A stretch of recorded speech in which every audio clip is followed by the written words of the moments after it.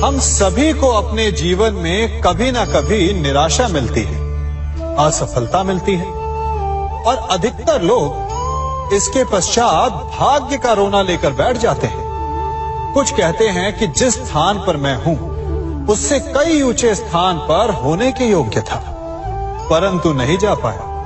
किसी को पीड़ा है कि उसे जो मिलना चाहिए था वो उसे नहीं मिला। भाग्य ही बुरा था। भाग्य क्या होता है? भाग्य वन में खिला पुष्प देवताओं को चढ़ाया जाएगा, या किसी सुंदरी की वेणी में वो सजेगा, या फिर उसे कुचल कर उत्पाद बना दिया जाएगा। ये सब एक पुष्प के नियंत्रण में नहीं होता, परंतु जब तक उस पुष्प का अस्तित्व है, सुगंध बिखेरना उसके वश में अवश्य है। परंतु भाग्य हमारे वश में नहीं, और जो हमारे वश में नहीं उसके लिए दुखी होने से क्या होगा? कर्म पर वश है, वो कीजिए और धीरे धीरे भाग्य आपके वश में आ जाएगा, क्योंकि कर्म ही प्रधान है। मनुष्य की सबसे बड़ी दुर्बलता क्या होती है? सोचिए। धन, प्रेम, अहंकार। मनुष्य की सबसे बड़ी दुर्बलता होती है उसके रहस्य। चाहे आप कितने भी शक्तिशाली क्यों ना हो, कितने भी प्रबल क्यों ना हो, परंतु उसके रहस्य उसके नाश की चाबी होती है। इसलिए यदि प्रबल रहना है, शक्तिशाली रहना है, समर्थ रहना है, तो अपने रहस्य को किसी को भी ना बताएं, ना मित्र को और ना ही शत्रु को, क्योंकि समय पड़ने पर कब कौन शत्रु हो जाए ऐसा कहना संभव नहीं। विभीषण को रावण के अमृत कुंड का ज्ञात था, इसीलिए प्रभु श्री राम रावण का वध करने में सफल हो सके। इसलिए उचित यही है कि आप अपने रहस्य को स्वयं तक ही सीमित रखें। मनुष्य का मन बड़ा विचित्र होता है, कल्पना में ही विकास करता है, संपन्न भविष्य का स्वप्न देखता है और कल्पना में ही जो नहीं हुआ उससे भय खाता है। और यही भय मनुष्य का सबसे बड़ा शत्रु है। हमारे भविष्य के मार्ग में, हमारे आनंद के मार्ग में सबसे बड़ी बाधा है। अब आप लोग मुझसे पूछेंगे कि इसका तोड़ क्या है, भय से मुक्ति कैसे पाई जाए? तो ये प्रश्न आप स्वयं से पूछिए। तनिक सोचिए, जब आप एक सुंदर भविष्य की कामना करते हैं तो उसे पाने के लिए आप परिश्रम करते हैं ना? ठीक उसी प्रकार भय से मुक्ति पाने के लिए आप उससे लड़ जाएं और उसका निवारण आपको स्वतः ही मिल जाएगा। इसलिए जब भी भय आपको सताए तो उससे भागे नहीं, उससे घबराए नहीं, क्योंकि भय का काम ही होता है आपको भयभीत करना। इसलिए जब भी भय आप पर आक्रमण करे तो आप भी उस पर पहले ही आक्रमण कर दें। हम सब मित्रों के साथ रहना चाहते हैं, शत्रुओं से दूर रहना चाहते हैं। क्यों? क्योंकि हमें जीवन में आनंद पाना है, जीवन में आगे बढ़ना है, स्वयं को संपन्न देखना है। और यदि किसी से भी आप पूछेंगे कि जीवन में सफलता पाने के लिए सबसे अधिक आवश्यकता किसकी होती है, तो हर एक आपको लगभग एक ही उत्तर देगा। सफलता प्राप्त करने के लिए आपको सच्चे मित्रों की आवश्यकता होती है। परंतु यदि आपको और अधिक सफल होना है तो आपको केवल मित्रों की नहीं, शत्रु की अधिक आवश्यकता है। अब आप कहेंगे, ये मैंने कैसी बात कर दी? तनिक स्वयं सोचिए। जब भी संकट आता है तो मित्र क्या करते हैं? आपकी सहायता करने के लिए आपके साथ खड़े हो जाते हैं। और संकट के समय में शत्रु और बड़ा संकट बनकर हमारे समक्ष खड़े हो जाते हैं। मित्र हमें सहायता देते हैं, अपनी शक्ति देते हैं, परंतु शत्रु आपके भीतर छिपी शक्ति को बाहर लाता है, आपको और अधिक बलवान बनाता है। संगति या साथ, मित्र और साथी मनुष्य के व्यक्तित्व के लिए सबसे महत्वपूर्ण होते हैं। अब आप कहेंगे ये कैसे? मनुष्य अवश्य अपने व्यक्तित्व के लिए उत्तरदायी होता है, परंतु मनुष्य संगति में ना चाहते हुए भी उसका व्यक्तित्व संगत की भांति हो जाता है। इन पात्रों को देख रहे हैं, मध्य में जल रखा है, इसमें दूध है और इसमें मलिन कीचड़ रखा है। यदि मैं इस जल को इस दूध में मिलाता हूं तो ये जल दूध बन जाता है, और यदि इसी जल को इस मलिन कीचड़ में मिलाता हूं तो क्या हुआ? ये जल कीचड़ बन गया। ऐसी कोई युक्ति नहीं कि जल बिना घुले मिले दूध या कीचड़ में अपना अस्तित्व बनाए रखे या उनसे अलग रहे। और ठीक ऐसा ही मनुष्य के जीवन में भी होता है। यदि एक गुणहीन व्यक्ति गुणवानों की संगत में बैठे तो उसे भी गुणवान समझा जाता है, सम्मान का पात्र समझा जाता है। और यदि एक गुणवान व्यक्ति गुणहीनों की संगत में बैठे तो उसे भी तिरस्कार मिलता है। इसलिए अपने जीवन में सदैव संगति सोच समझकर सावधानी से चुनिएगा। कभी खेत में किसी किसान को खेती करते देखा है? वो उसे सींचता है, उसे जोतता है, पशु पक्षियों से खेत की फसल की रक्षा करता है, परंतु एक बात का वो सबसे विशेष ध्यान रखता है कि कहीं खेत में खरपतवार ना उग जाए, क्योंकि एक खरपतवार खेत की सारी फसल को नष्ट कर सकती है।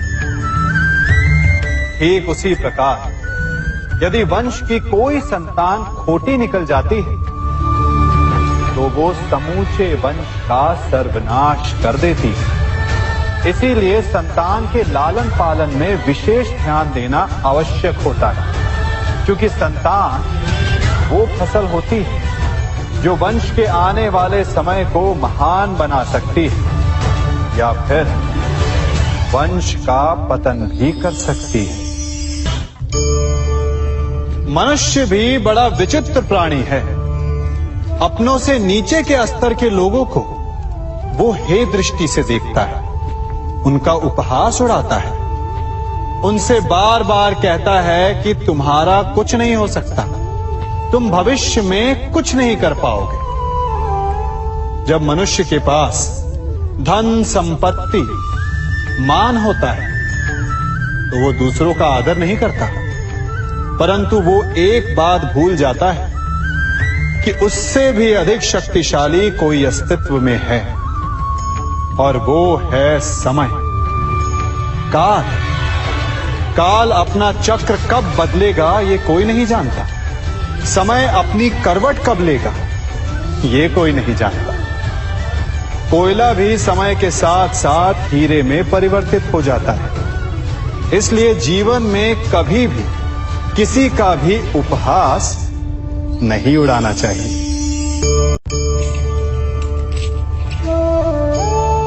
बड़ी विकट समस्या है। मुझे स्मरण ही नहीं हो रहा कि इस गुच्छे की कौन सी चाबी इस ताले को खोलेगी। बड़ी देर से प्रयास कर रहा, परंतु ये ताला खुल ही नहीं रहा।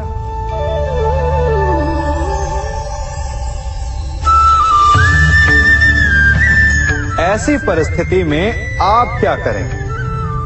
अधिकतर लोग ऐसी परिस्थिति में अपनी आशा खो बैठते हैं। उन्हें लगता है कि चाबी खो गई। वो तिलमिला जाते हैं, क्रोधित हो उठते हैं, परंतु उस समय धैर्य रखें तो गुच्छे की अंतिम चाबी ताला खोल सकती है। कुल्हाड़ी का अंतिम प्रहार वृक्ष को काट के गिरा देता है, परंतु क्या सत्य में कुल्हाड़ी का अंतिम प्रहार वृक्ष को काट के गिरा देता है? आपको आपका लक्ष्य दिला देता है? नहीं, आपका निरंतर प्रयत्न ही आपको सफलता दिलाता है। जब आपका मन निराश तो अपने कार्य में दुगनी उत्साह से जुट जाए, क्योंकि अनावरत बहता जल ही कठोर चट्टान को काट सकता है। सफलता का मूल है परिश्रम, प्रयास और आशा। मनुष्य का जीवन ऋतुओं के समान होता है। आज ग्रीष्म तो कल वर्षा, परसों शीत। तनिक संकट आया तो हम संयम खो बैठते हैं, तनिक ऋतु बदली तो हम अधीर हो जाते हैं। अपने आक्रोश में, अपने क्रोध में हम उनसे ही संबंध बिगाड़ लेते हैं जो हमारे अपने होते हैं। क्यों ऐसा होता है ना? हमें लगता है कि हमारे अपने फिर से मना लेंगे, परंतु स्मरण रखिए, सदा ऐसा करना संभव नहीं होता। सागर की उछलती लहरों को तट सहता है, और यदि तट ही टूट जाए तो बाढ़ आ जाती है। हमारे संबंध भी दूध की भांति होते हैं। दूध तपकर उबल सकता है, परंतु यदि उसमें खटास आ जाए तो वो फट भी जाते हैं। और फटे दूध को चाहे जितना मत लो, उसमें से माखन नहीं निकलेगा। इसीलिए अपने संबंधों को संभल कर निभाना चाहिए। कभी चुंबक को देखा है कैसे वो लोहे की ओर आकर्षित होता है, और कैसे वो लोहे को अपनी ओर आकर्षित करता है? क्योंकि उसके स्वभाव में ही आकर्षण है। हम सबके भीतर भी एक ऐसा ही चुंबक होता है, विचार का चुंबक, जो सदा अपने ही जैसे विचारों को आकर्षित करता है। हम जो बोते हैं वही काटते हैं। उसी प्रकार हम जैसा सोचते हैं वैसा ही पाते हैं। साधु ईश्वर का नाम जपता है तो उसे ईश्वर मिल जाता है। अर्थात फल हमारी सोच पर निर्भर करता है। ओस की बूंद यदि केले के पत्ते पर गिरे तो वो कपूर बन जाती है, सीप में गिरे तो मोती, और यदि विषधर के मुख में गिरे तो विष। बूंद एक है, परंतु उसके प्रारब्ध भिन्न है, क्योंकि उसे आकर्षित करने वालों का व्यवहार भिन्न है। इसलिए यह आप पर निर्भर करता है कि आपको भविष्य में विष चाहिए या अमृत। स्मरण रखें, हम वही बन जाते हैं जैसा हम सोचते हैं, जैसा विश्वास रखते हैं।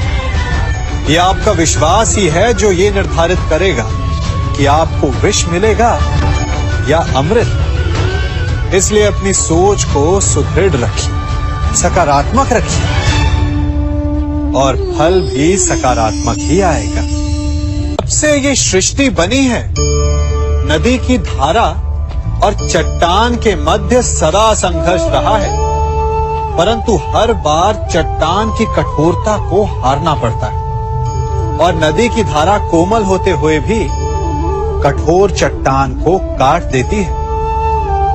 कभी सोचा है क्यों चट्टान इतनी कठोर और जल इतना कोमल? चट्टान इतनी दृढ़ और जल इतना लचीला, फिर भी सदा जल कठोर चट्टानों के मध्य से अपना मार्ग बना ही लेती है। कारण केवल एक है, और वो है लगातार चलने की क्षमता। जल बढ़ता रहता है, चट्टान अडिग रहती है। इसी कारण जल चट्टान को काटकर मार्ग बना लेता है। इसलिए लगातार चलते रहिए, रुकिए मत, क्योंकि चट्टान जैसी हर समस्या को आप भी जल की तरह काट सकते हैं। इस फल को देख रहे हैं आप? अभी अभी अपनी डाल से अलग हुआ है, बड़ा दुख होता है जब आप अपने उद्गम से अलग होते हैं, परंतु ये दूरी भी आवश्यक है। अब इस फल को ही ले लीजिए। अपने जीवनदाता वृक्ष से अलग होकर ये ना केवल किसी की भूख शांत करेगा, अपितु इसके भीतर के बीज से एक नए वृक्ष का सृजन भी होगा और कई फल जन्मेंगे। सृजन की प्रतिक्रिया में पीड़ा आवश्यक है। यदि पीड़ा नहीं होगी तो सृजन नहीं होगा। पीड़ा अपने उद्गम से दूर होने, पीड़ा अपनों से दूर होने। इस फल की भांति हम मनुष्यों को भी अपने उद्गम से, अपने सगे संबंधियों से अलग होना पड़ता है और यही अलगाव एक नए सृजन को, एक नई सृष्टि को, एक नए विकास को जन्म देता है। इसलिए ऐसे अलगाव से दुखी मत होइए, उसका स्वागत कीजिए, क्योंकि ये विकास की नींव है। अपराध वो भावना है जिसके कारण संसार में सदा दुख ही व्याप्त रहता है। हम सब अपराधियों से घृणा करते हैं, उन्हें कोसते हैं, परंतु क्या कभी विचार किया है कि कोई भी जन्म से अपराधी नहीं होता? तो ऐसा क्या कारण है कि कोई इतना बुरा बन जाता है कि वो बुराई की सीमाएं ही पार कर जाए? कारण है कामना। यदि कामना पर नियंत्रण ना रखा जाए, यदि कामना को पूर्ण करने के लिए परिश्रम ना किया जाए, तो वो तृष्णा में बदल जाती है और तृष्णा लालच में, और लालच छल में, और छल करते ही मनुष्य अपराध की ओर अपने पग बढ़ा देता है। इसलिए ये अत्यंत आवश्यक है कि मन की कामनाओं पर नियंत्रण रहे। यदि मन पर नियंत्रण रहेगा तो अपराध पर स्वयं ही नियंत्रण हो जाएगा। हम सबका मन करता है कि हम जीवन में ऐसे शिखर पर पहुंचे जहां हमसे ऊपर कोई ना हो, जहां हमें कुछ करने की आवश्यकता ना पड़े, है ना? कुछ लोग इस शिखर पर पहुंच भी जाते हैं, परंतु उनका मन सदा विचलित रहता है। इतनी मनोरंजक बात है ना कि जिस विश्राम को पाने के लिए हम इतनी मेहनत करते हैं, इतना परिश्रम करते हैं, वो हमें मिलता ही नहीं। कारण स्वयं सोचिए, वन का राजा होने के पश्चात भी सिंह को अखेट के लिए परिश्रम क्यों करना पड़ता है? सोचिए। मैं बताता हूं, क्योंकि राजा होने का अर्थ ये नहीं कि वो सदा सोता रहे और मृग स्वयं उसके समक्ष आकर कहेगा कि आइए महाराज, मुझे खाकर अपनी भूख मिटाइए। तो समझ लीजिए, कार्य आपके परिश्रम से संपन्न होते हैं, केवल कामना से नहीं। यदि आप नीचे हैं तो सदा स्मरण रखें कि आपका परिश्रम ही आपको ऊंचाइयों पर ले जाएगा, और यदि आप ऊंचाई पर हैं तो वहां पर भी रहने के लिए आपको निरंतर परिश्रम करते रहना होगा।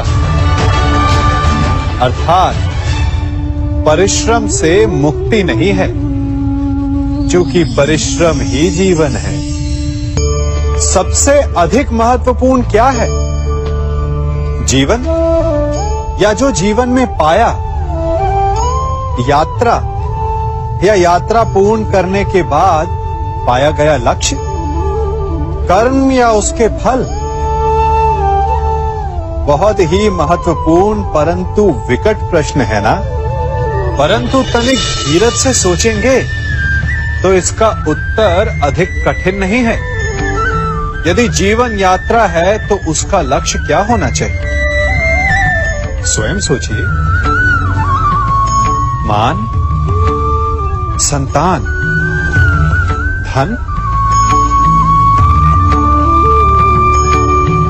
नहीं ना। अंतिम लक्ष्य है परम आनंद और ये अचानक से नहीं मिलता। इसे पाने का केवल एक ही उपाय और वही आपका कर्म, वही आपकी यात्रा भी और वही आपका प्रारब्ध भी है। और आपको कौन बताता है कि आपके लिए सही क्या है? वो है आपका मन, जो मस्तिष्क की भांति हानि और लाभ नहीं सोचता, जो आपको ये बताता है कि शुभ किसमें, संसार का कल्याण किसमें, आनंद किसमें।